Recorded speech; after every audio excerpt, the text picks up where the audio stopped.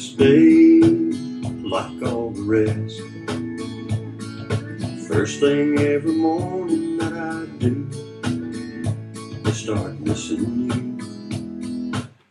This is Ray, and this is another one of my short video accounts of different experiences that I've had in my life. This will probably be part one, part two, because this might take a little while. I lived on a no outlet street. I'm going home. I'm pulling down the street, and nobody should be home. But I look and I see this kid beside my house, about 15, 16 years old, with a brown paper bag.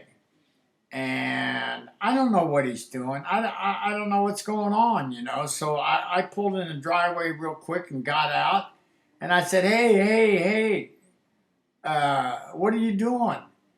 And he come straight over, walking the bike with a bag. Mr. Neighbor, I'm sorry. And seen he had this bag, and I go, what do you have in the bag? And he goes, I have some clothes and some food. And I go, where did you get that? And he goes, Jeremy left it for me, and I've been coming over, getting it, and then bringing the clothes back. And I go, you're kidding. And I didn't know really what to do. I said, okay. I said, I'll talk to Jeremy, and that was it. It was really a kind of a brief encounter, but he was very friendly, and he took off. Jeremy come home. I said, hey, he told me his name was Charlie. And I said, what's the deal with Charlie? And he goes, Dad, he's my friend. And his mom's a crackhead. His dad's in prison. He lives in Lincoln Heights, which is a very poor inner city, 99% black part of town, about 10 miles away. Long way for a bike.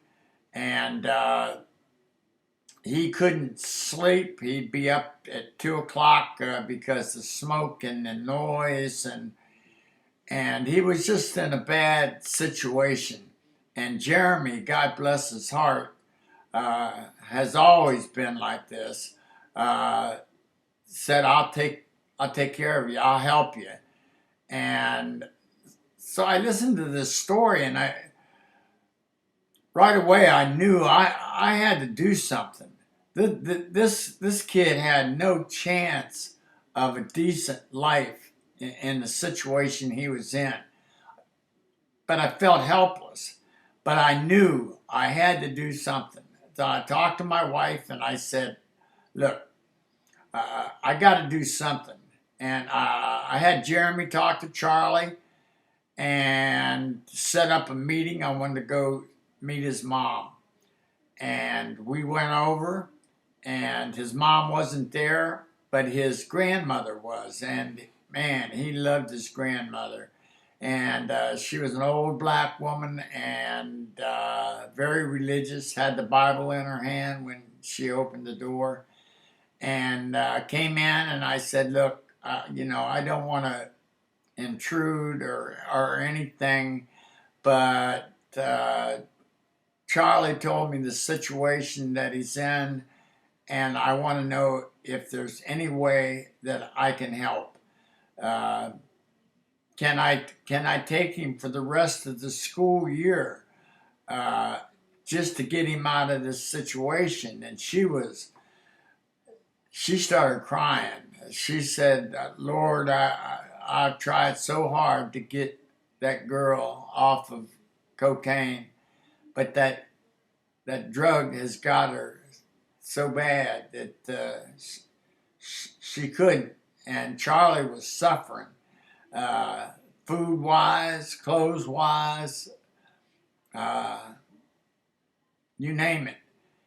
And so 2 days later, I came back and she was there, and I could tell she loved her son, but she was in chains with this cocaine habit, and I asked her, can we take him?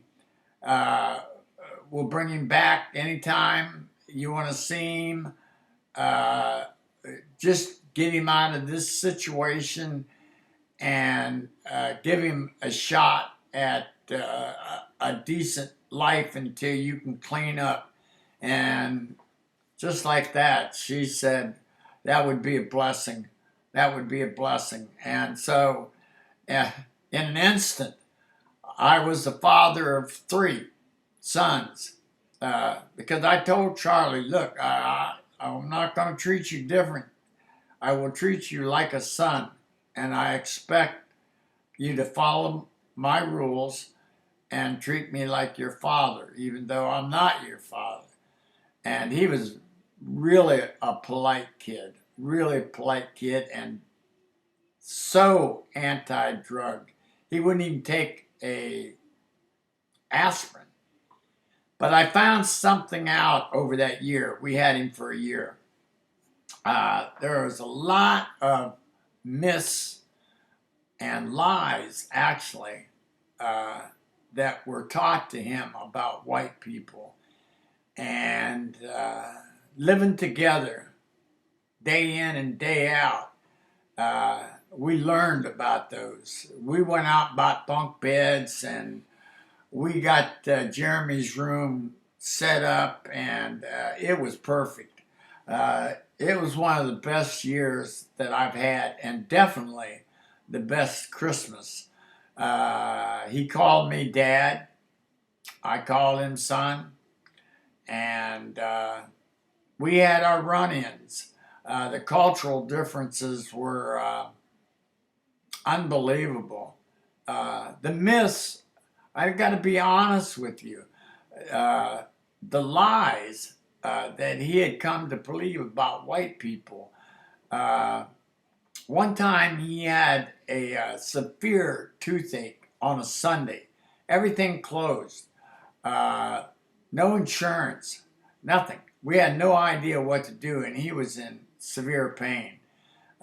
Finally, I just said, look, I'm calling the kid's dentist and explain the situation. And I did. I explained that we had no insurance, and that he was in extreme pain, and he said, meet me in my office in an hour. And Charlie, I told him what he was going to do, and Charlie looked at me like, what does he want?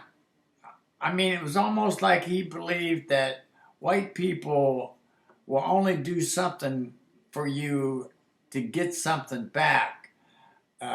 He was very, very suspicious of white people. And we went to the office, got in the dentist office. We were the only ones in there. He put Charlie on the table, looked at him, and said, son, this has got to come out. And you have a lot more work that's got to be done. Over $1,000 worth of work. And he did it pro bono. He did it for free. He pulled a tooth, and then Charlie had to come back. And Charlie had a hard time accepting that. And I told him, look, he doesn't want anything. What can he get from you by helping you out?